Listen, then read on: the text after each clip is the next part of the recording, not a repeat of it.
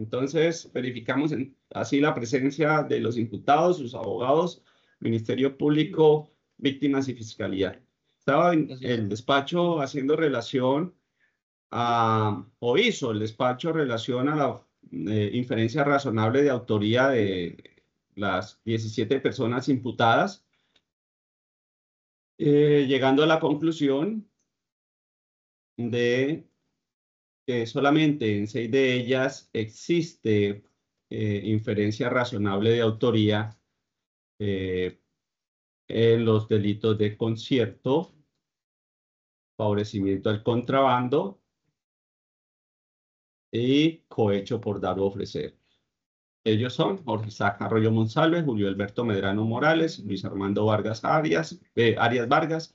Nelson Valencia Palmera, Orlando Jessy Roa Criado y Robinson de Jesús García Quintero. Para las demás personas, el despacho, más allá de algunas referencias, no encontró cómo tipificar lo que hayan podido actuar dentro de la norma penal que les fue enrostrada por parte de la Fiscalía. Incluso se hizo relación a la probable o posible encuadramiento o tipificación en el caso, por ejemplo, de Berrío Villegas, en otro tipo penal, pero como los jueces de control de garantías no pueden tomar decisiones de manera oficiosa que vayan en contra de las garantías constitucionales, pues le corresponde al fiscal hacer lo que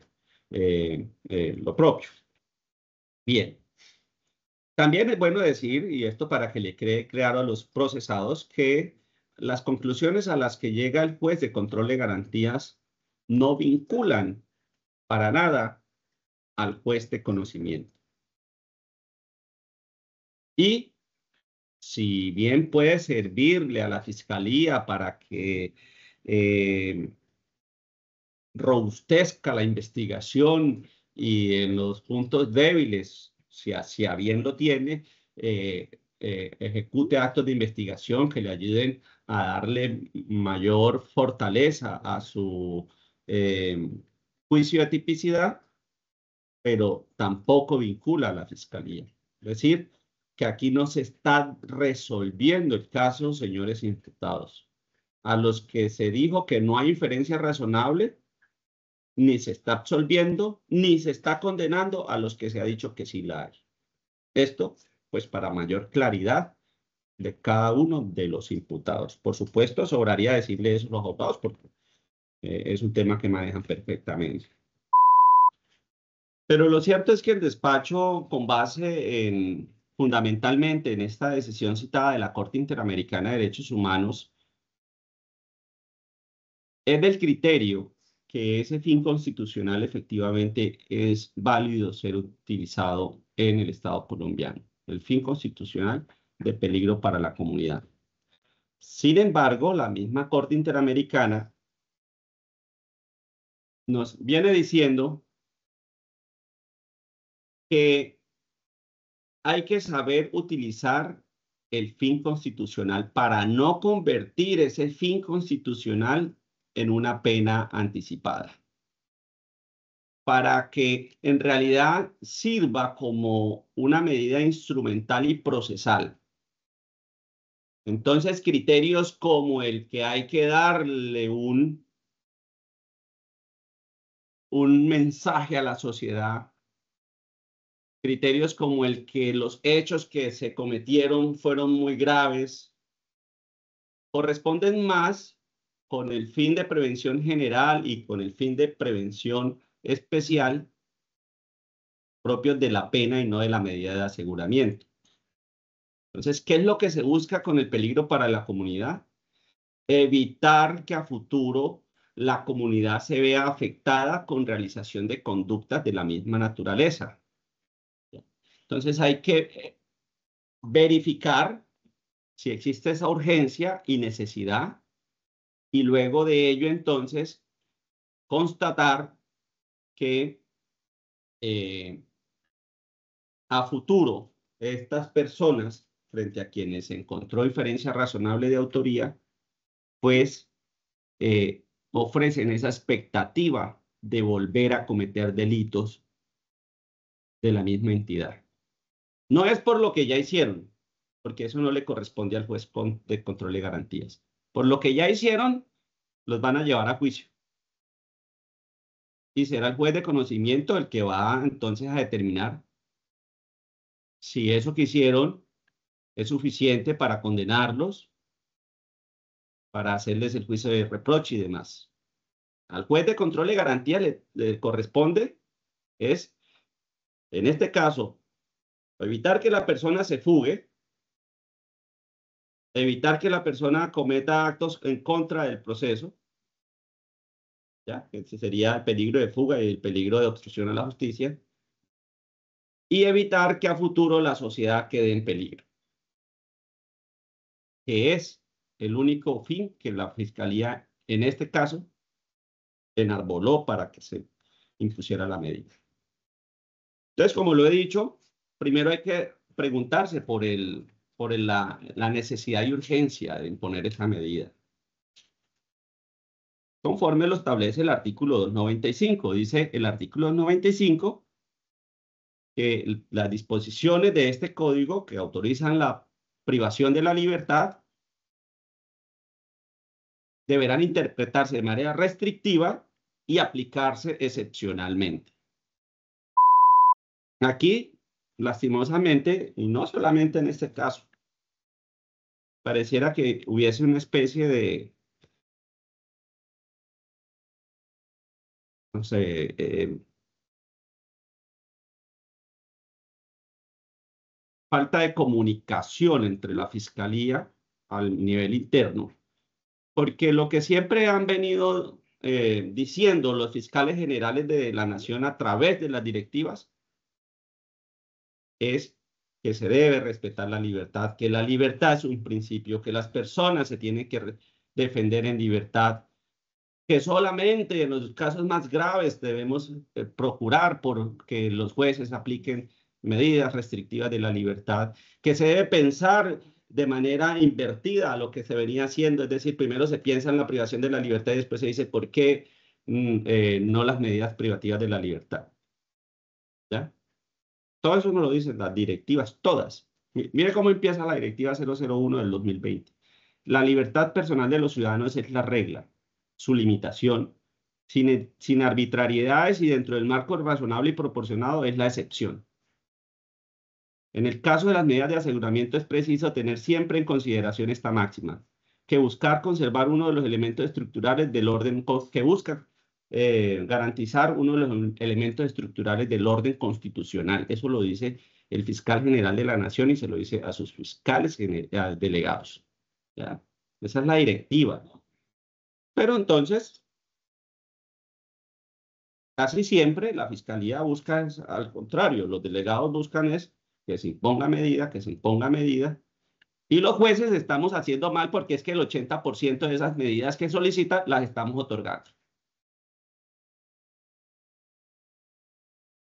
Algo está pasando, algo estamos haciendo mal los jueces de la República cuando las estadísticas nos están diciendo que el 80% de las medidas privativas de la libertad que solicitan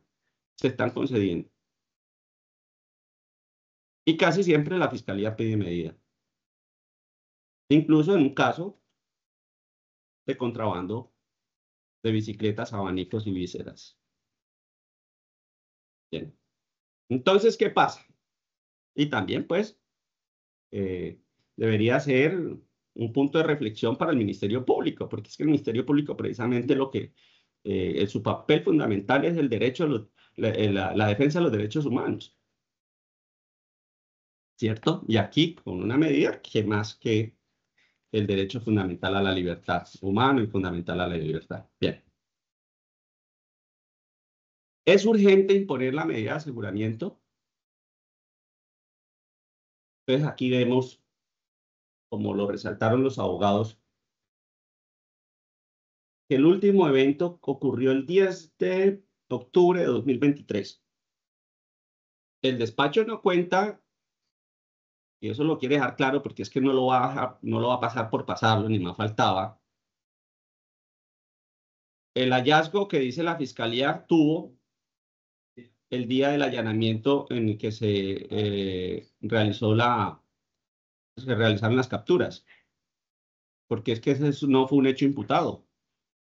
De esas mercancías que incautaron, ¿cuáles finalmente fueron devueltas a sus propietarios porque evidentemente tenían los documentos que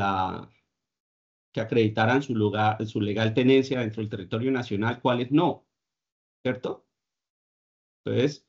la Fiscalía de entrada dice que es mercancía ilegal, pero que define si es ilegal o no al final es la DIAN. Si ya está la resolución de la DIAN que diga que toda la mercancía incautada es ilegal, pues entonces hubiese sido un hecho jurídicamente relevante que hubiese tenido que ser imputado a quien le fue hallada la mercancía, pero ese hecho no fue imputado. Y como tal, entonces, pues hoy por hoy no. Para el despacho no existe jurídicamente hablando, no es un hecho jurídicamente relevante. El último hecho que realmente está acreditado dentro de los elementos materiales probatorios que trasladaron fue el 11 de octubre de 2023. ¿Qué pasó? O la policía dejó de investigar, o estas personas dedicadas a contrabandear cosméticos y otras cosas dejó de actuar. Algo pasó. Pensaría que la actividad del contrabando de estas personas, por alguna razón, cesó. Porque la policía sí ha venido trabajando según el señor fiscal. La fiscalía ha seguido, no ha perdido el interés en esta investigación. Tanto es así que procedieron a ejecutar los procedimientos de captura, allanamientos y demás. ¿Cierto? Entonces, el despacho lo que puede advertir es que hace más de un año no hay actividad de contrabando por parte de estas personas. Por lo menos no está acreditado. Y si estas personas hoy por hoy no están dedicadas al ejercicio del contrabando, no tienen antecedentes penales, no están relacionados con estructuras criminales realmente o propiamente dichas, de esas que ponen en vilo la seguridad y la convivencia pacífica. Entonces, ¿cuál es la urgencia de imponerles medidas a estos ciudadanos? ¿Por qué pervertir la excepción y volverla a la regla? La norma constitucional, los tratados internacionales y la misma constitución política nos informa que la libertad es un principio y que lo que debe ocurrir es que las personas se defiendan en libertad. No tiene por qué entonces el despacho profundizar en el test de proporcionalidad porque está descartando la imposición de la medida precisamente porque no hay necesidad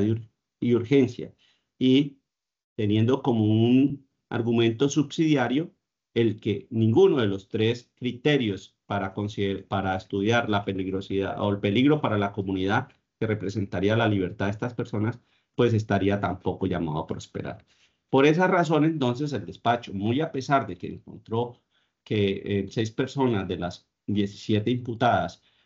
puede haber inferencia razonable de autoría o participación, se abstendrá de imponer medida de aseguramiento alguna a ninguno de los 6 personas, por supuesto, a las 11 personas,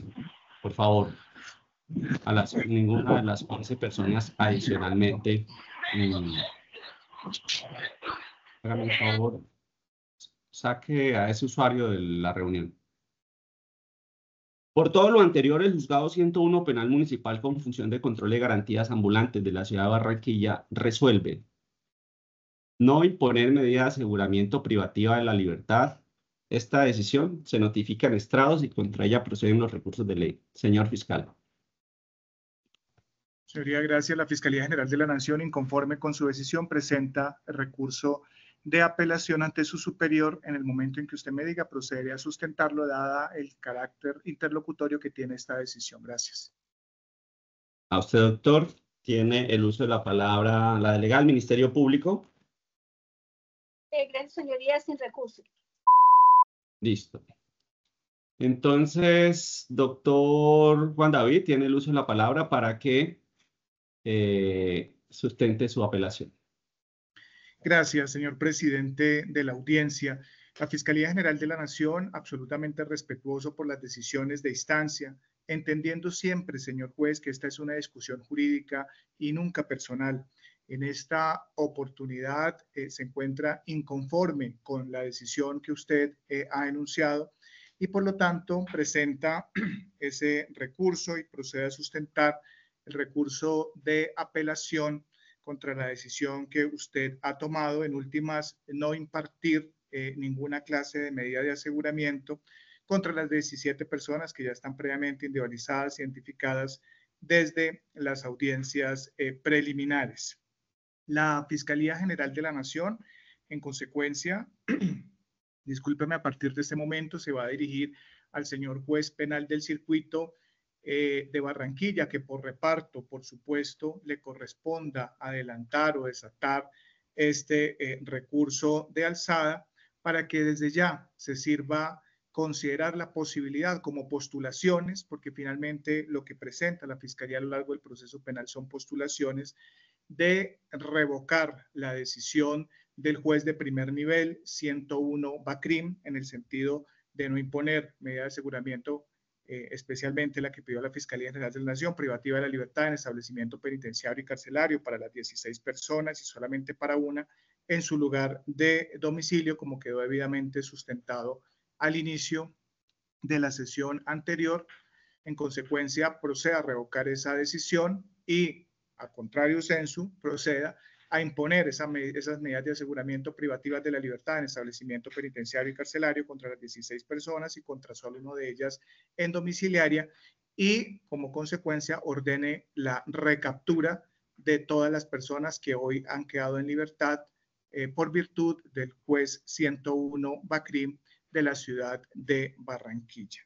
Y lo anterior de acuerdo a la siguiente argumentación fáctica, probatoria y jurídica, que la voy a dividir en tres grandes segmentos que fueron los mismos que utilizó el señor juez, porque finalmente se debe, de primer nivel, porque finalmente pues se debe atacar, es la decisión de. Señor juez penal del circuito,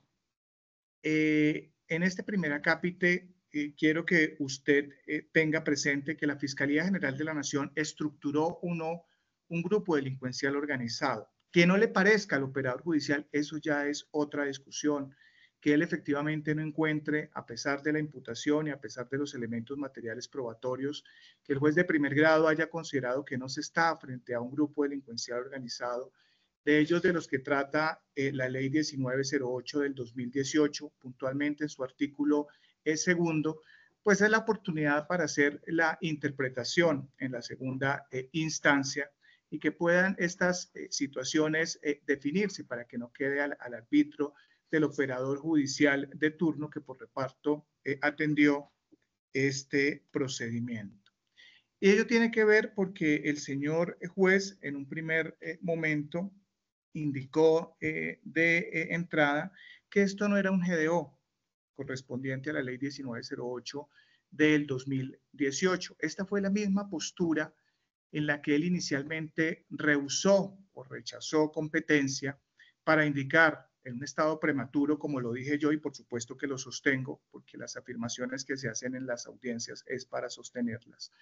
Una afirmación prematura y sin sentido de que no se estaba frente a un grupo delincuencial organizado que trata la ley 1908 del 2018, porque él no tenía los elementos para haber prejuzgado en ese momento, en ese escenario, si se estaba frente a un grupo de estas características o no. Y eso tiene que ver porque ya la pacífica y reiterada jurisprudencia de la Sala de Casación Penal de la Corte Suprema de Justicia, pues ha señalado que el momento en que el juez puede determinar si es un grupo delincuencial organizado es el momento de la imputación y es al momento de la imposición de la medida de aseguramiento cuando se corran traslado de los elementos. y por eso me reafirmo que no se podía hacer en un estado absoluto prematuro. Sin embargo, la línea de pensamiento le permite entender a la Fiscalía General de la Nación, esta es una argumentación jurídica, no personal de ninguna manera, es que aquí ya había un claro sesgo sobre si era un grupo delincuencial organizado o no era un grupo delincuencial organizado. Y ello, pues, es una situación absolutamente gravosa para las resultas del procedimiento a que finalmente ha concluido con la decisión del señor juez de primer grado el día de hoy. Porque si bien es cierto que el circuito al entrabar un conflicto, el cual estuvo por supuestamente ajeno la Fiscalía General de la Nación, entre si era el juez 101 Bacrim o si era el juez noveno ordinario de control de garantías o si era el juez 102 Bacrim, finalmente el superior tomó la decisión que era efectivamente el señor juez que preside esta audiencia y por ello la Fiscalía General de la Nación decidió presentarle las postulaciones a su consideración como se hizo. Sin embargo, a veces es más difícil destruir un átomo que un perjuicio. Y en el mejor saber y entender de la Fiscalía General de la Nación, cuando las decisiones bajaron nuevamente al juez 101 Bacrim, lo procedente era que él se hubiera declarado impedido y que el señor juez de primer nivel se hubiera declarado impedido porque él ya había emitido un concepto, para bien o para mal, sobre el Estado y sobre las resultas del proceso. Y eso lo dice las causales de impedimento, las causales de recusación, por supuesto, y haber entendido para que la decisión, cualquiera que hubiera sido igual o similar o diferente que la que hubiera tomado el señor juez de primera instancia el día de hoy, pues hubiera estado prolija de esa garantía de imparcialidad que desde el punto de vista de la Fiscalía General de la Nación, al menos por ese sentido, no la puede tener. Y es preocupante porque el señor juez, y estos son los ya descendiendo a los argumentos que él trajo a colación, se refirió efectivamente a un proyecto de ley, y pues sabemos que el proyecto de ley no es ley, claro, que dan insumos suficientes y necesarios para determinar el legislador hacia dónde quiere ir y cuál es la postura que quiere tener, porque finalmente los jueces están sometidos es al imperio de la ley. Los jueces están sometidos a las reglas y subreglas de decisión, cuando en la ratio decidendi se consignen efectivamente que un caso se debe resolver de esa manera y no simplemente a unos proyectos de ley que por supuesto ni siquiera son leyes. Y como el juez está sometido al imperio de la ley, pues ese artículo, guste o no al señor juez de primera instancia, la ley lo entra a definir. El Congreso de la República de Colombia hace unas definiciones en donde no pueden caber interpretaciones distintas, alejadas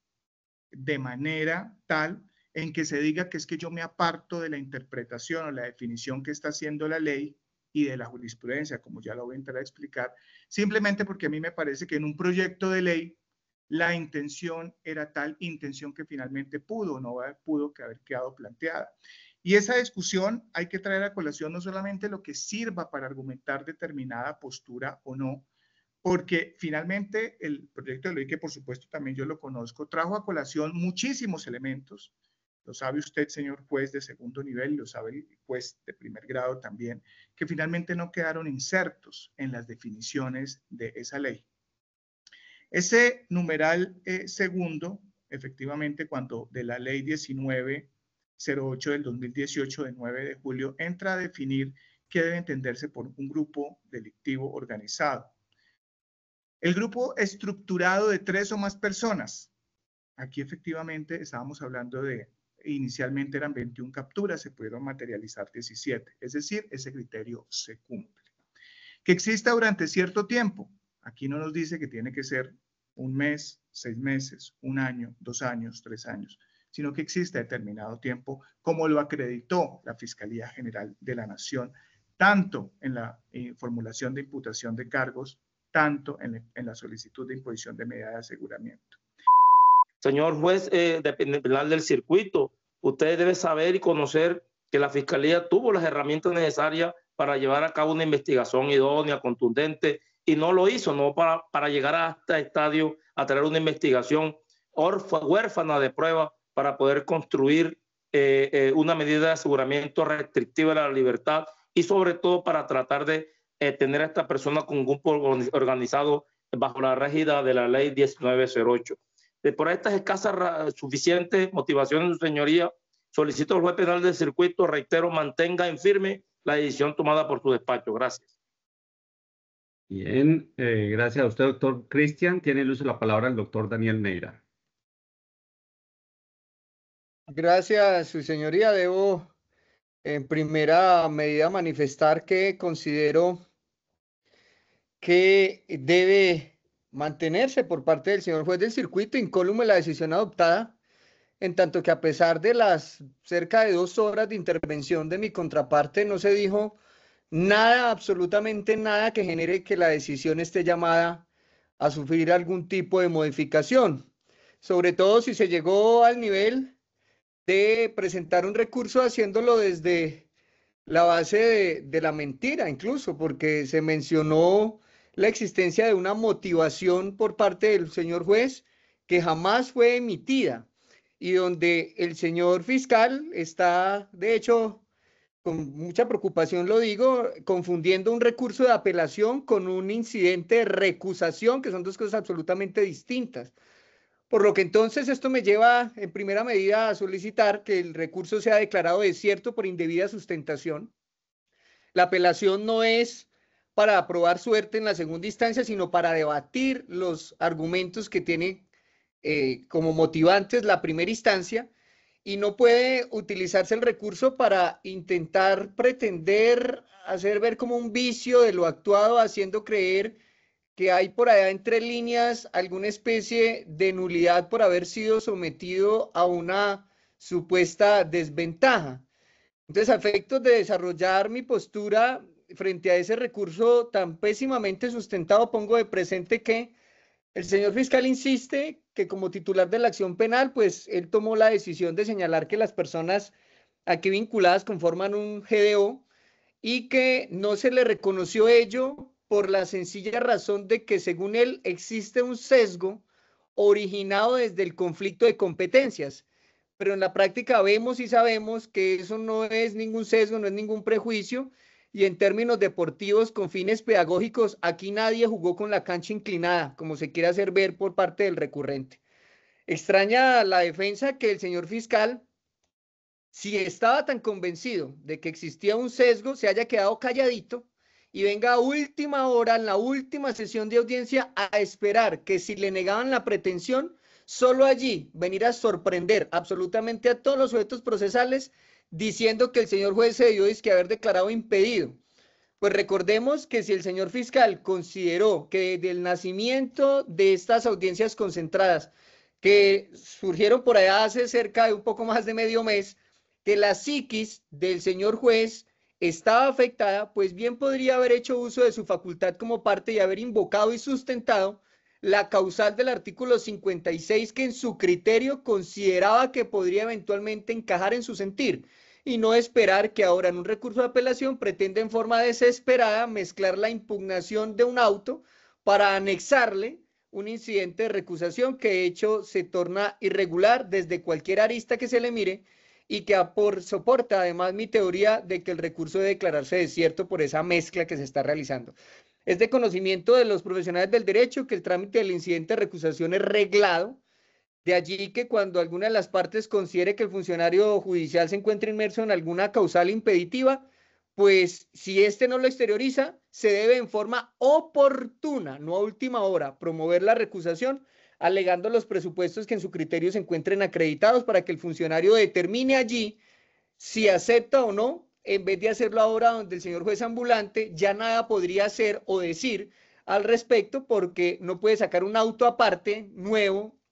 novedoso para resolver ese incidente camuflado que se le está poniendo de presente, cuando ya la decisión sobre la cual se suponía debía apartarse en criterio de la Fiscalía, pues ya está emitida, además tomada y verbalizada. Ahora bien, esa postura del sesgo no tiene vocación alguna de hacer eco en la segunda instancia, porque no en vano, a manera de ejemplo, cuando se traba, imaginémonos un conflicto jurisdiccional, un juez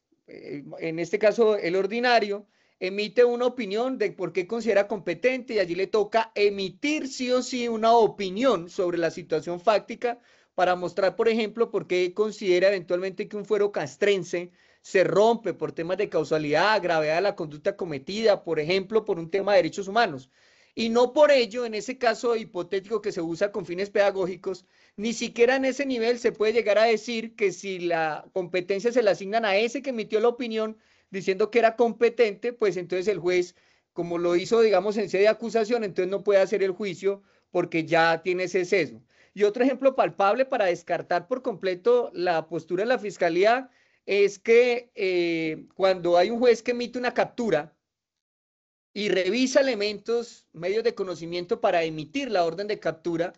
y determina allí que es necesario expedir la orden para que se haga una imputación y para que se haga una audiencia de petición de medida, pues si por razones de reparto o por razones de municipios muy pequeños le corresponde a él realizar la audiencia de control de legalidad de su propia captura,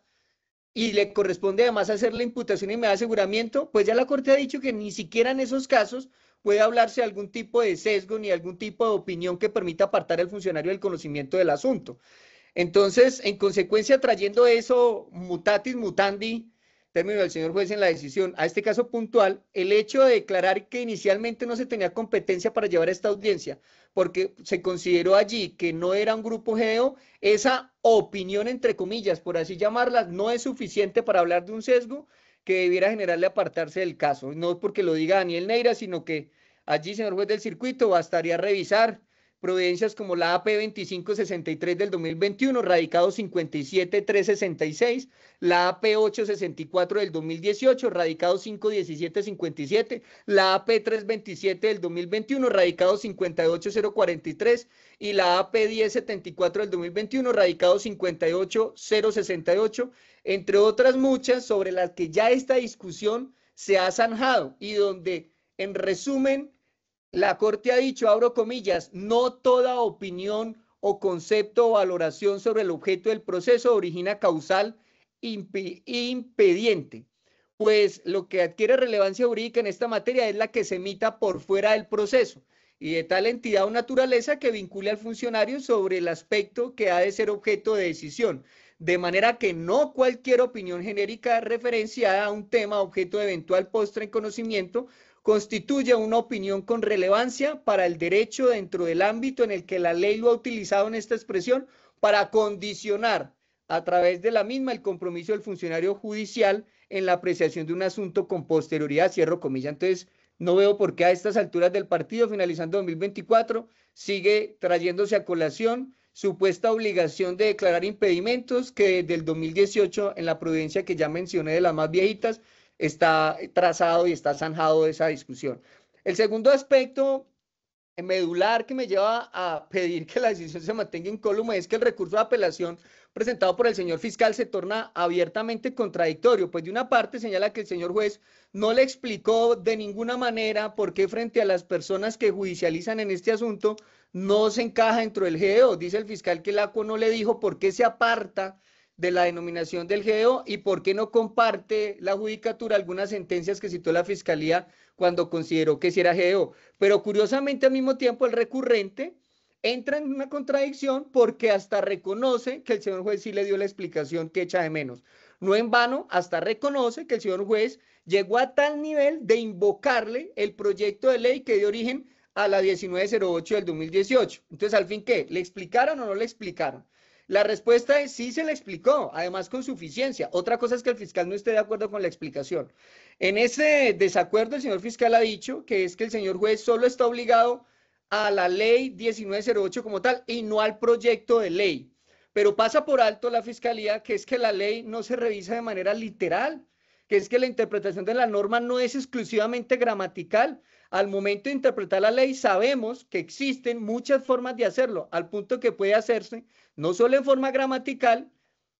de ahí que no se puede quedar enfrascado el señor fiscal a que como allá en la ley dice grupo, entonces es grupo como sea y es grupo y punto es grupo, sino que cuando se echa de mano de la motivación de la ley, del por qué nació la ley al mundo jurídico y se da cuenta de que la misma se origina del proceso de paz, recibimos fue hoy en el auto una exposición por parte de la Judicatura de la importancia de acudir a otras formas de interpretación de la norma, como lo es la interpretación histórica o evolutiva, e incluso la interpretación sistemática, que nos llevó directamente al espíritu de la norma,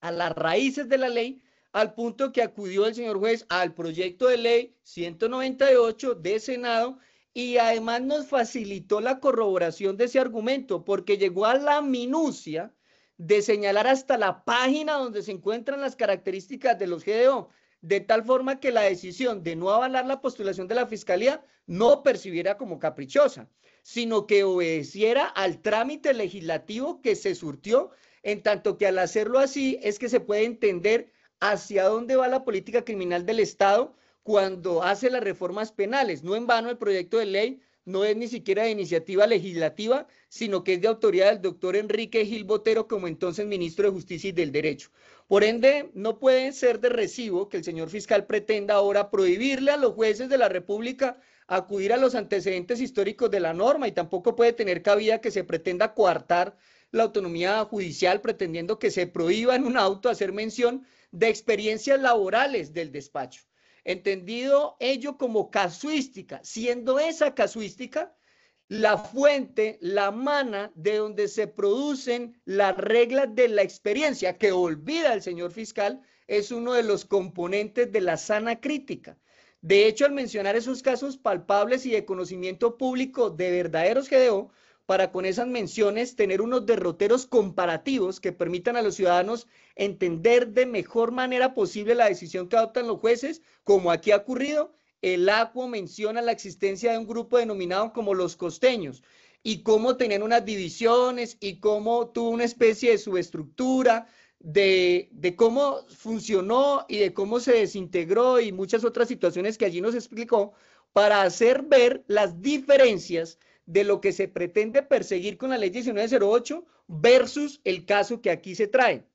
Tanto es así que esas menciones sirvieron para que todos entendiéramos, a excepción del fiscal, que el ingrediente de violencia, entendido como la afectación del derecho a la vida y o integridad personal, esas afectaciones a la paz, esas afectaciones a la seguridad ciudadana,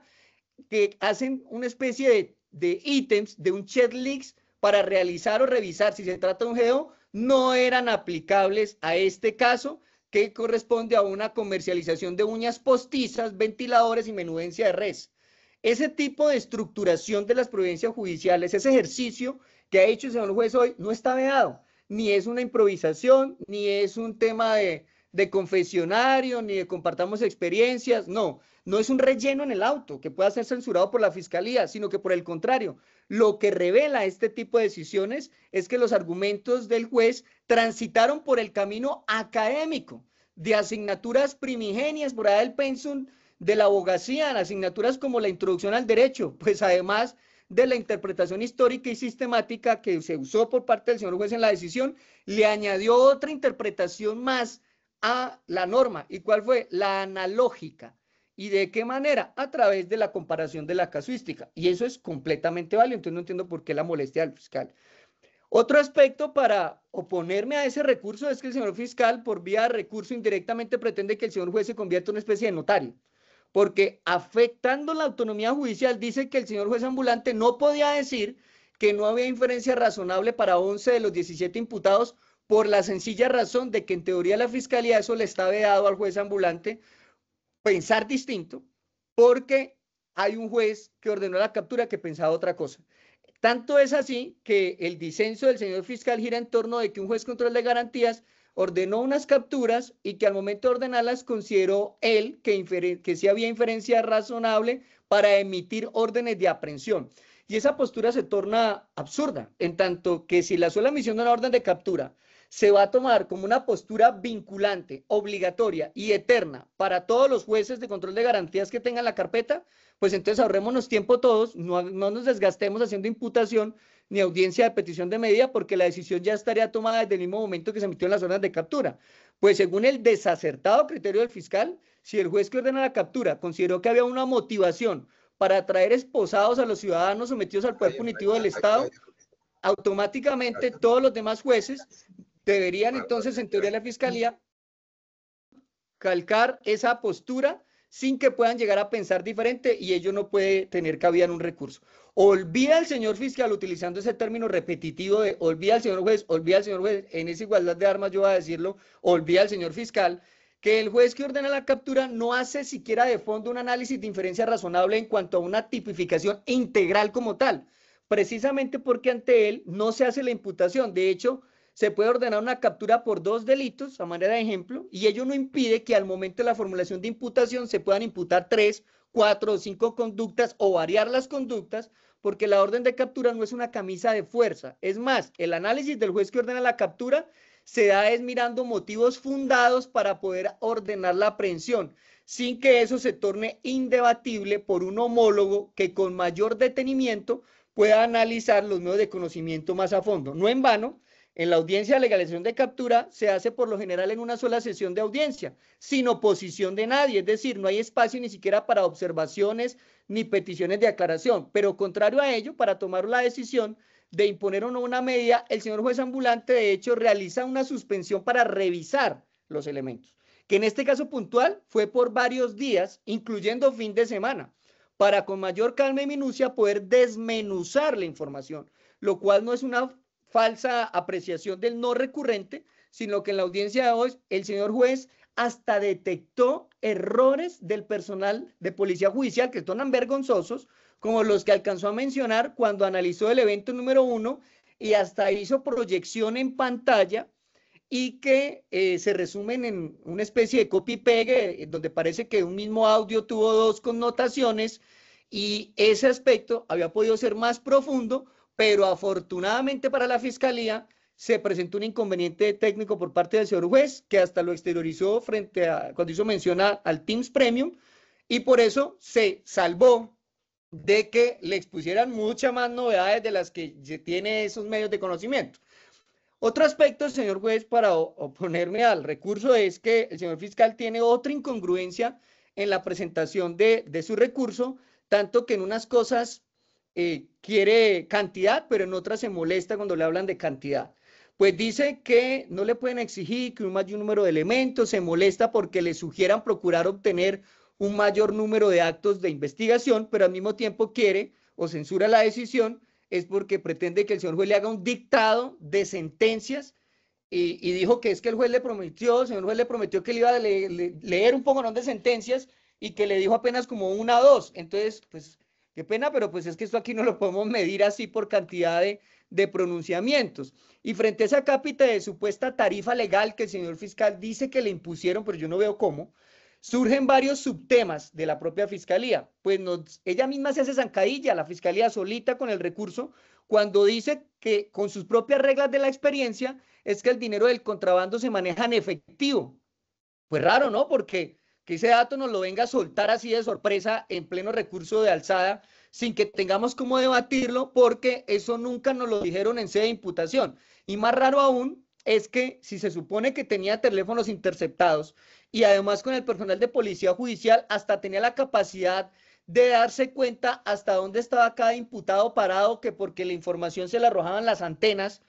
pues entonces, ¿cómo es que nunca ejecutó una captura en flagrancia con esa plata que dice que se movía en efectivo? Y en más de 2 años que dice monitoreó la organización, nunca pudo hacer una captura ni incautar siquiera un billete de 2.000 pesos, pues allí entonces se muestra que nos quieren sorprender en vía de recurso con unos datos que no tienen corroboración. Y causa curiosidad también que la Fiscalía quiera forzar la restricción de libertad a punta de lo que menciona son indicios. Y dice que es que el señor juez no le puso cuidado a los indicios y refiere que los indicios son los que él denomina como de presencia. Y curiosamente, enrostra los indicios de presencia afectando puntualmente a mi cliente, a Duarte Carrascal. Y dice que es que esos indicios de presencia los extrae o son producto de las minutas, entiéndase las policiales. Pero con todo respeto, yo no sé si yo en ese momento me descuidé en la audiencia o revisé las minutas de un homónimo de mi cliente, porque es que son precisamente las minutas policiales las que descartan eso que él llama indicio de presencia, porque son indiscutibles, señor juez del circuito, que las minutas, que además las exhibí en cámara a través de diapositivas, son las que muestran que el imputado sobre el que supuestamente recaen los indicios de presencia, se encontraba haciendo otro tipo de cosas, refrescando memoria. En una estaba de descanso y en otra estaba por allá cuidando al presidente Iván Duque y a los gobernadores en una cumbre que además se documentó con la noticia del periódico El Tiempo, lo que descarta eso que el fiscal menciona como indicio de presencia sobre los que está construyendo la apelación, y que en la práctica no debió haberlo ni mencionado porque es su propio talón de Aquiles, al punto que es tan grave eso, que el fiscal dice que está en carretera el policía favoreciendo el contrabando, pero las minutas muestran que está en otro lado. Y bajo ese escenario, ¿cómo pretender que un juez control de garantías, con al menos esa duda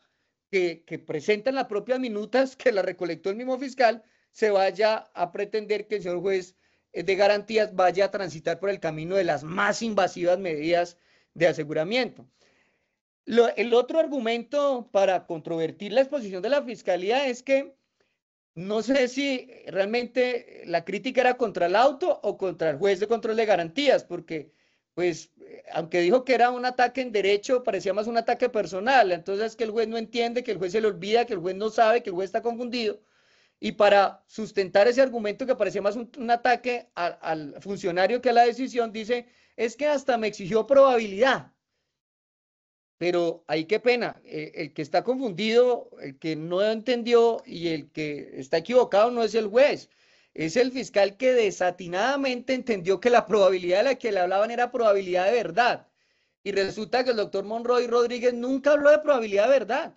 Él sí mencionó el tema de probabilidad, pero si uno está pendiente en la audiencia se entera que la probabilidad de la que él habla es la probabilidad de reincidencia en la conducta,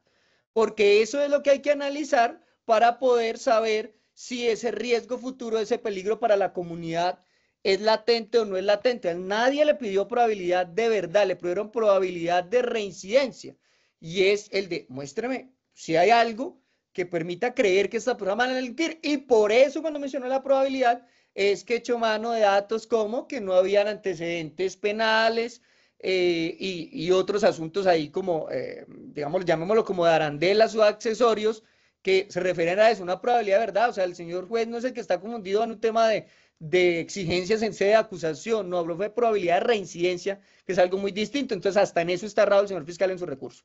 Y el señor fiscal dice que es que al juez se le olvidó que pagar unos aranceles por ser mercancía extranjera, y que entonces, que es que el señor juez pues descubrió algo que todos saben, dijo el fiscal, y es que había un régimen especial en La Guajira, en una zona que Riohacha y Maicao. No, eso, detrás es que eso hay que mencionarlo, eso no hay que deducir que todos lo saben, porque no todos somos costeños. Y resulta que no es que el señor juez se le olvidara que hay que pagar aranceles, por el contrario, el señor juez criticó que ese tipo de conductas evidentemente son delitos, que son censurables, que obviamente requerirán eventualmente un castigo, pero que ese castigo, lo dijo, pues en caso de imponerse debe ser agotando un debido proceso. Lo que pasa es que el señor juez no va a calcar el argumento de la fiscalía de que entonces si alguien no paga aranceles y es un comerciante, entonces hay que enfrentar el proceso con cárcel, más cárcel, y la única forma de defenderse es cárcel y más cárcel. Aquí el señor juez lo que dijo es que eso será criticable, pero en otros casos, de todas maneras, aunque no mencionó la frase como tal, pues lo que quiso exponer es que hay algunas situaciones, incluso algunas conversaciones, que podrán ser éticamente incorrectas, que podrán generar una censura por allá en el derecho disciplinario, pero que en última lo que recordó es que, ojo, que el derecho penal es la última ratio, y que de hecho hay un tema sancionatorio a quien no paga aranceles, pero que no todo lo podemos volver punible. Entonces no es que el señor juez se lo olvide o esté avalando que nadie paga aranceles, no, eso no lo dijo nunca, y por eso cuando empecé mi oposición dije que el recurso estaba construyéndose, entre otras cosas, sobre mentiras, porque la motivación no fue la que se expuso. Y ante esa postura, el señor juez, entonces, pues vemos que no es que esté avalando el uniforme. De hecho, también debo pronunciarme porque ese puntico me caía a mí, y es que aquí no es que ningún defensor se esté burlando de la situación de hambre en La Guajira. Eso es mentira. Aquí el hecho de que se haya mencionado, y fui yo el que lo dije y lo ratifico, el tema de la situación económica, de agua y de hambre que presenta el departamento, no es culpa de los policías. ni es culpa de un tráfico eventual de uñas postizas, es un tema de gobierno nacional y en este momento pues el que gobierna es Petro. Entonces, independientemente de que eso pueda causar malestares, aquí entonces no podemos tener una sensibilidad en los recursos en donde muy delicado si nos mencionan un tema político, que vivimos en un país político democrático, pero sí podemos como parte acusatoria, entonces estar hablando del honor y hacer comentarios algo incómodos y malucos como el de que los policías mancharon el uniforme.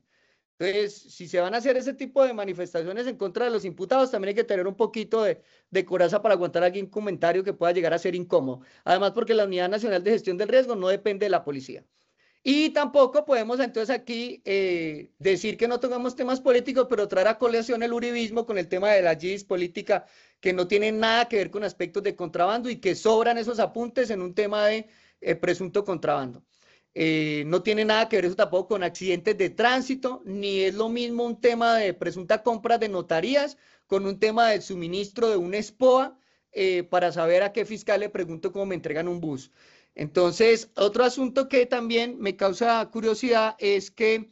el señor fiscal pues diga que es que el señor juez está utilizando aspectos que no son vinculantes como los proyectos de ley, pero es raro, ¿no? Que alguien critique a la judicatura por utilizar los proyectos de ley, pero pretenda pedir una medida aplicando la Biblia. ¿Por qué? Porque es que la frase esa, según la cual la sal no se puede corromper, eso no está en el código. Eso está en la Biblia cuando Jesucristo regañó a los discípulos. Entonces, no podemos, el argumento de la fiscalía es incongruente. No use, señor juez, las motivaciones de las leyes, pero sí use la Biblia cuando Jesucristo regaña a los discípulos y le habla de la sal. Pues entonces, ¿al fin qué? O sea, ¿se puede o no se puede acudir a algunas codificaciones, por así llamarlas, distintas a la ley 906? Y eso creo que es Mateo 5:13, si no estoy mal, eso que yo no soy tan religioso.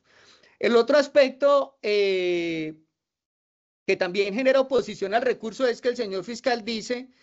que no se le prestó atención a lo que él mencionó como urgente y necesario y que él construyó la urgencia preguntando lo siguiente, abro comillas, ¿para dónde se va ese dinero que se deja pagar por impuestos? Cierro comillas. Y que esa pregunta no le generó ningún pronunciamiento del señor juez. Eso tampoco es cierto. El señor juez sí le dijo qué pasa con el tema de urgencia. Que no se haya puesto cuidado es otra cosa, pero el señor juez lo que dijo fue que ese tema de pago de impuestos, pues será un tema censurable, pero que no es algo que muestre que sí o sí la persona tenga que estar detrás de un calabozo. Y por eso le reclamó en su momento de que debió haber dicho qué pasaba entre el último evento, que es por octubre del 2023, y el momento de la captura que hiciera esa urgencia. Es decir, es que aquí, de hecho, y lo mencionó casi, aquí lo parafraseo, digo el señor juez, es que aquí el juez encargado de resolver lo que hicieron o de analizar lo que hicieron es el que va a atender el juicio, que es el que va a tomar responsabilidades. A mí como juez control de garantías para el tema de la medida peligro a la comunidad, que es lo que me están invocando, me interesa es lo que pueda salir a cometer. Y de hecho fue tan clara la explicación que hasta, a pesar de que sabe que la gran mayoría aquí de los conectados somos abogados, dijo, mire, como también hay procesados, señores procesados, les explico a ustedes que esto no significa que van a salir absueltos. O sea, el nivel de análisis que se hizo fue a ese punto de explicarle lo más mascadito posible hasta los mismos procesados para que entendieran que la decisión no es que los estén aquí absolviendo. Otro motivo de oposición al recurso es que el señor fiscal insiste en que debe decretarse la medida ya en segunda instancia, que porque al momento de la captura se hizo un allanamiento y que él encontró los celulares, se insiste con el tema de los celulares y que entonces con ese allanamiento se prueba que sí ha continuado la actividad de contrabando. Y pues resulta que frente a eso que está manifestando, pues debo resaltar que en el pronunciamiento del señor juez de primera instancia sí se pronunció sobre eso. Y de hecho lo dijo en dos sentidos. El primero, que en lo atinente al allanamiento, pues que eso no fue objeto de imputación. Así que, de hecho, el señor juez le resalta, mire, el último evento suyo es el de octubre del 2023. Usted no aprovechó ese evento de los celulares para ampliar la imputación y pues no lo puede entonces ahora incorporar por vía de alzada al debate diciendo como si fuera una especie de evento número 12. Ahora con el evento 12, que se me olvidó imputar, pero que ahora en la recursos me acordé que debía haber sido importante. Entonces ahora, señor juez del circuito, con el evento 12, venga a poner la medida. No, eso no funciona así. Y la segunda cosa es que el señor juez, cuando se refirió a ese tema, porque sí lo analizó, es que dijo, mire, qué pena, pero la DIAN, aquí te vi parafraseando, porque no alcancé a copiar tan rápido.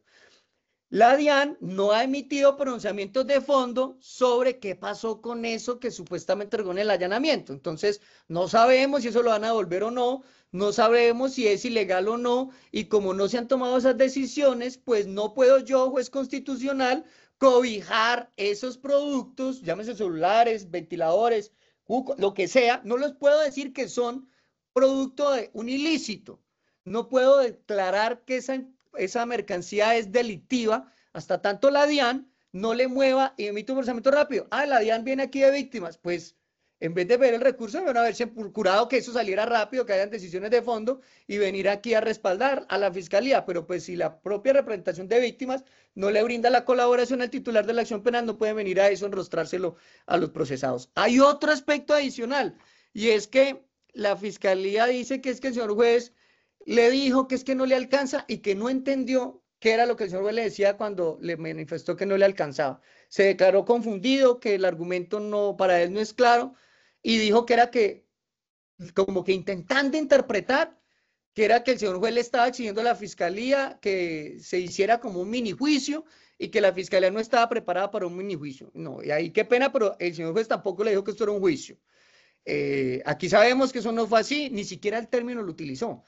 Lo que pasa es que el señor fiscal se le olvida que no basta pedir una medida y esperar que lo correcto sea que los abogados nos dediquemos a decir que los imputados son cabezas de familia, que pobrecitos, que son una especie de hospital ambulante, que están muy enfermos, que la comunidad los ama, que el presidente Junta los adora, que los quieren condecorar, que es el que pone el alumbrado navideño. No, eso no es lo que, pues habrá la parte subjetiva, pero eso no es lo que, o sea, sí está enseñando la fiscalía a encontrar defensores. Aquí qué pena, pero aunque le suene a mini juicio, resulta que eso es porque el legislador lo estableció así, no con ese nombre, pero el artículo 306 es claro al decir que se habilita que los medios de conocimiento se puedan someter a debate. No en vano dice la norma, textualmente abro comillas, los elementos de conocimiento se evaluarán en audiencia, permitiendo a la defensa la controversia pertinente. Cierro comillas. Se van a evaluar. Entonces, ¿qué hizo el juez? Pues los evaluó, que al evaluarlos llega a la conclusión de que no le alcanza a la fiscalía con esa evaluación. Imaginémonos un tema de colegio, vas de 0 a 5, y si lo que da no le da sino pon 3, si se pasa con 3, 5, pues perdió. En este asunto, esa evaluación, pues no se hace así con notas, pero sí hay un checklist que no es tarifa legal, sino que un tema proporcional, y al evaluar los elementos, digo, sus elementos, a pesar de tanto tiempo en investigación y tener todo ese arsenal investigativo, no le da, y yo no puedo entrar a imponer una medida tan invasiva como la que usted me plantea. Y eso no da pie a que el fiscal, sensible para unas cosas, venga a decir que es que el señor juez adopta posturas despalomadas, así lo copié textual, porque venga a decir que el señor juez es despalomado porque dice que la libertad es excepcional, la restricción. No, qué pena, pero eso no tiene cabida, porque el señor fiscal dice que le entendió al juez que entonces no se puede capturar a nadie y que es que hay que traer la gente solo por vía de citación a formulación de imputación. Eso hace parte del argumento del recurso. ¿A qué hora dijo el señor juez eso? O sea, yo realmente lo digo, me perdonan si me dormí y cabeceé en ese momento, yo no lo escuché, señor juez del circuito, yo no escuché que el señor juez ambulante 101 de Barranquilla le haya dicho a la fiscalía en el auto que la única manera de traer a una persona, vincularla a un proceso, sea citado a imputación, que porque las zonas de captura estén prohibidas, que porque la restricción de la libertad es lo excepcional. Él no lo dijo en el auto, yo no escuché eso. Entonces, pues a mí me da pena, pero señor juez del circuito, como vemos, este recurso que presentó la fiscalía está mal sustentado, incluso inventa cosas, porque lo que sí le escuché al señor juez cuando habló de lo excepcional de la medida es que hasta lo leyó, pues al menos el número. Dijo, mire, lo excepcional está en el 295, porque hasta lo copié. En Barranquilla todo el